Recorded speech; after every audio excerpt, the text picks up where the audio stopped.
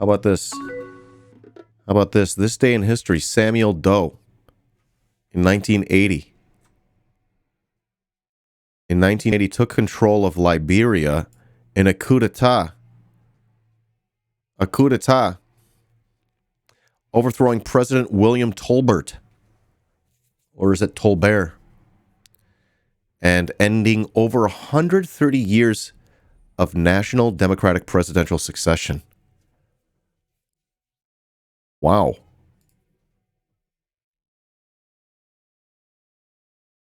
Liberia staged a violent coup d'etat in April of 1980, left him de facto head of state,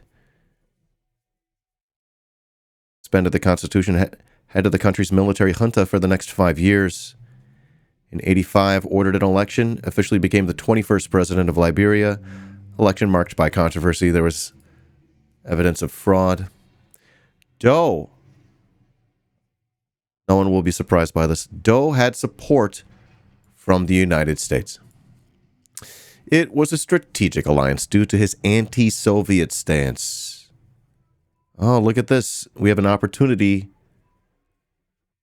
to subvert the, right? The agency, what am I trying to say? Gosh darn it. The sovereignty of another country just to score points against the Soviet government.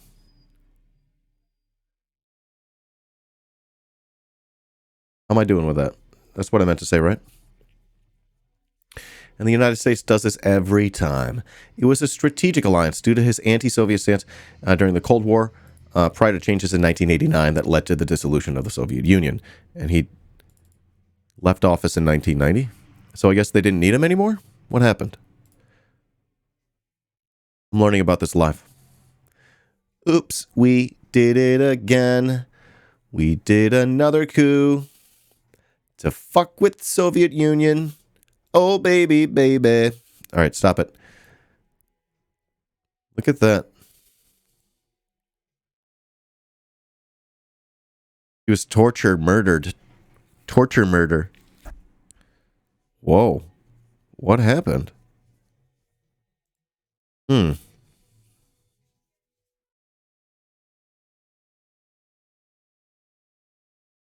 Doe attempted to legitimize his regime with the Constitution and the elections. Opposition to his rule increased, especially after the 85 elections declared to be fraudulent by foreign observers. For political reasons, the U.S. continued to support him. The U.S. continued to support him. Of course they could. Of course they did. It was beneficial to the West. It was beneficial to U.S. hegemony. In the late 80s, as the U.S. government adopted more fiscal austerity, aka neoliberalism. Thanks, Reagan. Thanks, Thatcher. Thanks, Chicago boys from the neoliberal school of economics. Okay? The government adopted more fiscal austerity, and the threat of communism declined with the waning of the Cold War. The U.S. became disenchanted, and with the entrenched corruption of Doe's government, began cutting off critical foreign aid. Was that like lethal aid? Or is it just money? This, combined with the popular anger generated by Doe's favoritism towards Krans, placed him in a very precarious situation. I do believe Krans is an ethnic group from the southeastern region of Liberia. Civil War began in 89, when rebels entered Liberia through Ivory Coast, capturing and overthrowing Doe on September 9th, 1990. He was tortured and murdered by his captor, Prince Johnson, a one-time ally of Charles Taylor. Wow. U.S. valued Liberia as an important ally during the Cold War, as it helped to contain the spread of Soviet influence in Africa.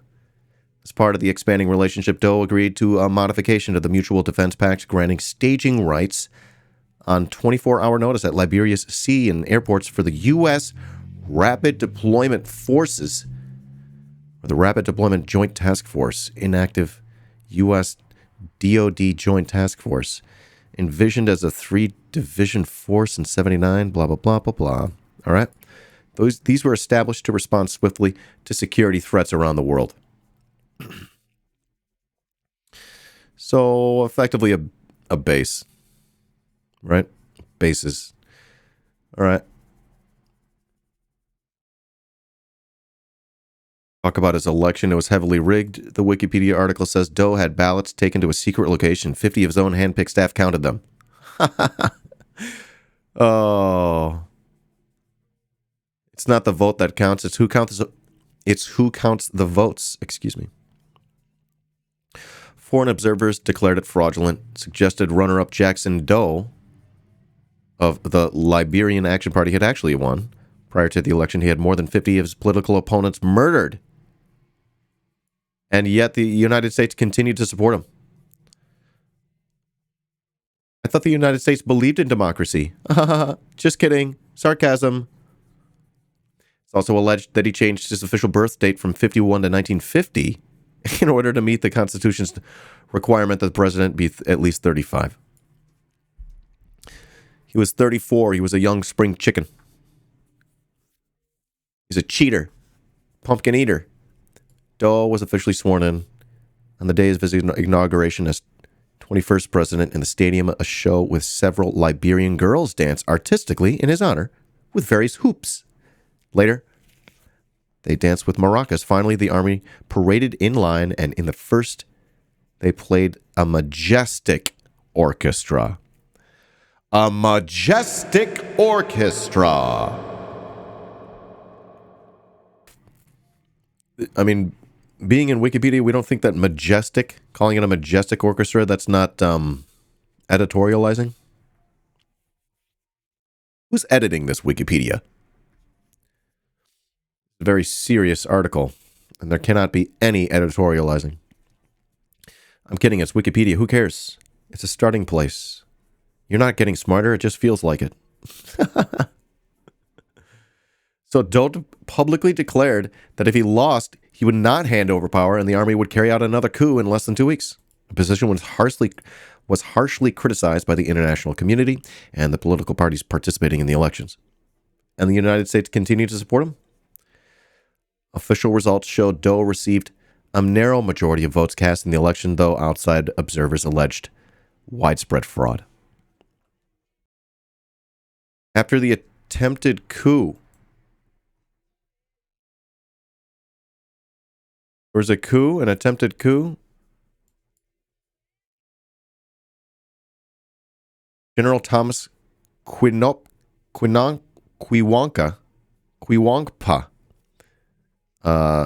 attempted to do a coup in 85. Attempt failed, and he was killed. Doe announced in a radio and TV broadcast anyone found on the streets would be considered a rebel and executed immediately after a 6 p.m. curfew.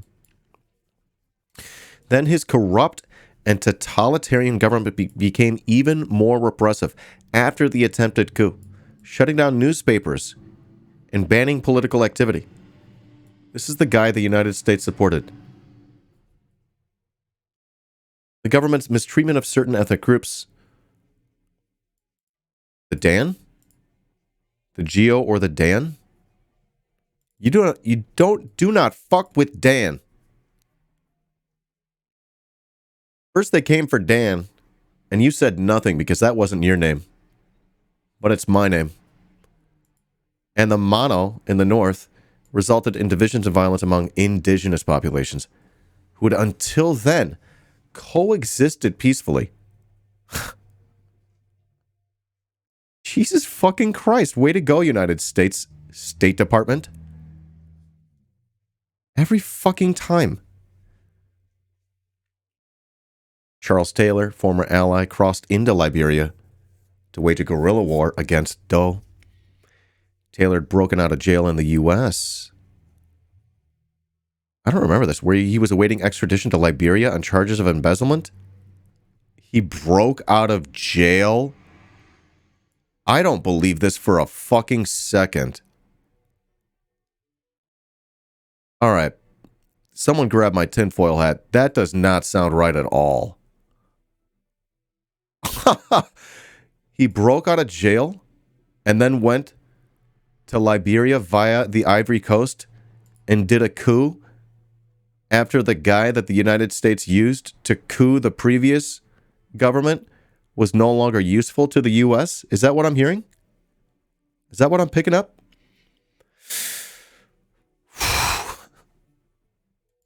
Okay. Is that what I'm getting? Am I reaching here? Or am I doing the dialectic? What's happening?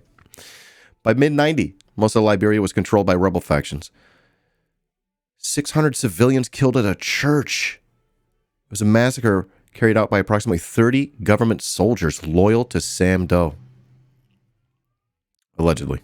The perpetrators were Doe's Kron tribe, while most of the victims were from the Geo and Mono tribes. These are the Dan people, the Geo, which were in support of the rebels. Wow. He was captured in 90. Prince Johnson, this guy tortured and killed him, huh?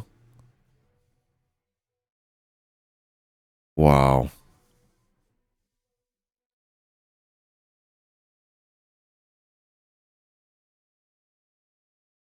Whoa.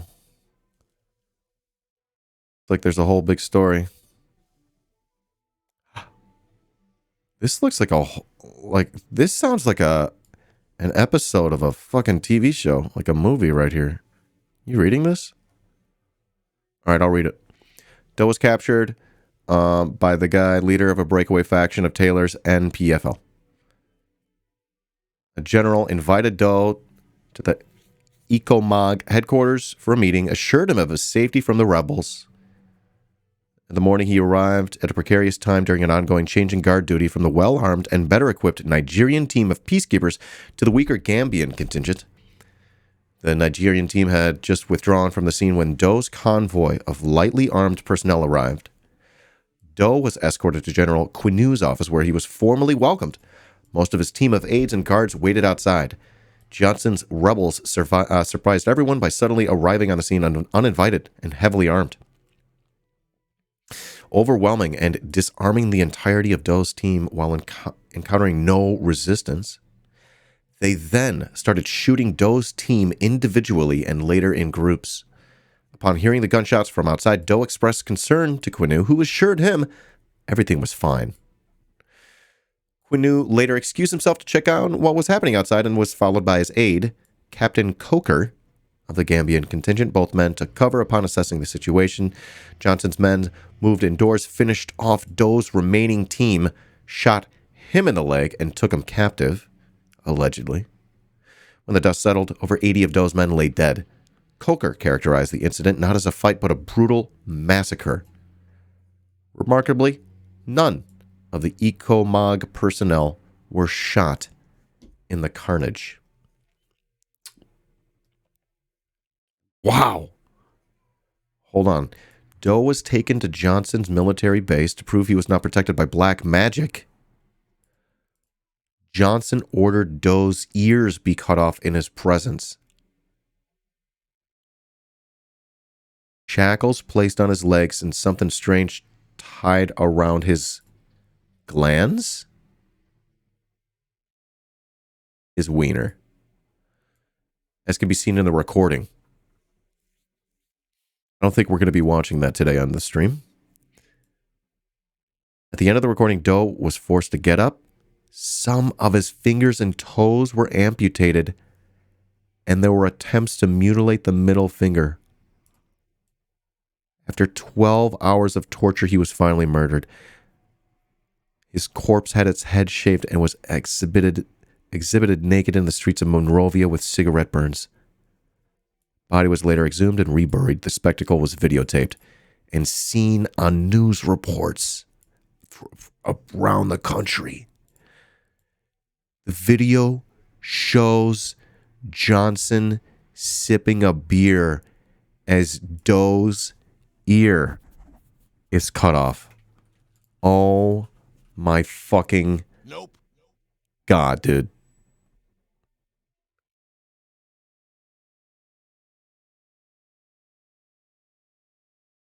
There's a song for this moment, isn't there?